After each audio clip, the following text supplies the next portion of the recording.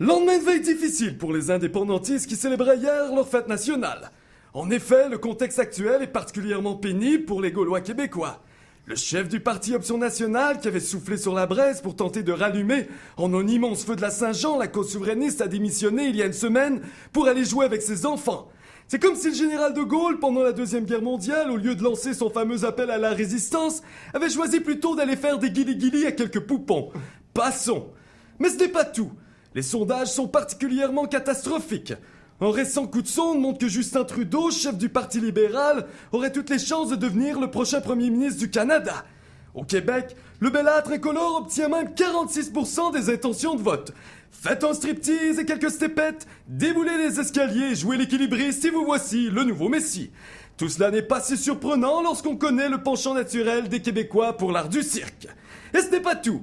Le bon docteur Philippe Couillard, chef du Parti libéral du Québec, est maintenant le nouveau chouchou des Québécois. Il obtient 38% des intentions de vote, loin devant le PQ. Le secret de Couillard est simple, rester tapis dans l'ombre pendant que Pauline Marois coulait elle-même son bateau. Et vive le Canada! Bien entendu, ce ne sont que des sondages, mais tout de même, les résultats sont affolants quand on pense qu'ils ont été réalisés avant la Saint-Jean-Baptiste et que les Québécois n'ont donc pas l'excuse d'être partis sur une balloune. Voilà donc le constat déplorable qui afflige les chefs et les militants des partis souverainistes qui continuent pourtant de se fermer les yeux et de pratiquer l'art du suicide à petit feu en s'étranglant mutuellement. L'aveuglement est tel que même Québec solidaire pense encore que leur grand soir arrivera bientôt. Pourtant, au rythme où vont les choses, avec un député de plus à chaque élection, ils formeront sans doute le gouvernement qu'en 2152. Cet état de fait ne devrait-il pas inciter tous les indépendantistes à unir leurs forces et à tourner plutôt leur canon vers Ottawa?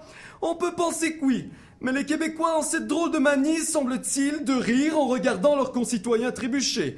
Et les indépendantistes, en ce moment, ressemblent à des prisonniers qui préfèrent se chamailler sur l'aménagement d'une cellule plutôt que de défoncer la porte. Enfin, Benjamin, ils vont sûrement aller se détendre et oublier tout ça en regardant le futur box-office Louis Cyr, l'homme le plus fort du monde, qui soulevait des dizaines de colons sur ses épaules comme si de rien n'était. Pendant ce temps, on attend encore l'acteur politique qui, lui, soulèvera les foules et rappellera au peuple qu'il est peut-être le temps de se serrer les coudes pour une fois, parce qu'ils sont sur le point d'en manger toute une. Non, c'est vrai, j'avais oublié. Les Québécois n'aiment pas les révolutionnaires, les gens qui ont de l'audace. Ils préfèrent de loin ceux qui ont connu l'échec, mille malheurs et qui font pleurer tellement leur histoire est pathétique. Les perdants, ça fait toujours un meilleur show. Et oui, à y réfléchir, le Québec tout entier sera un très bon sujet pour l'émission On prend toujours un train pour la vie de José Lito Michaud.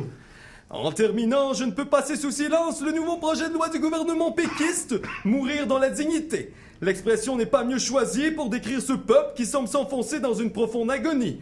Avant de mourir, il faudrait peut-être rappeler que la dignité devrait inciter les Québécois à avoir le courage de choisir de vivre plutôt que de survivre, de devenir réellement une nation plutôt que de célébrer comme ils l'ont fait hier, une fête nationale d'une simple province. Ici Nicolas Gouello, entouré de moutons, quelque part au Québec.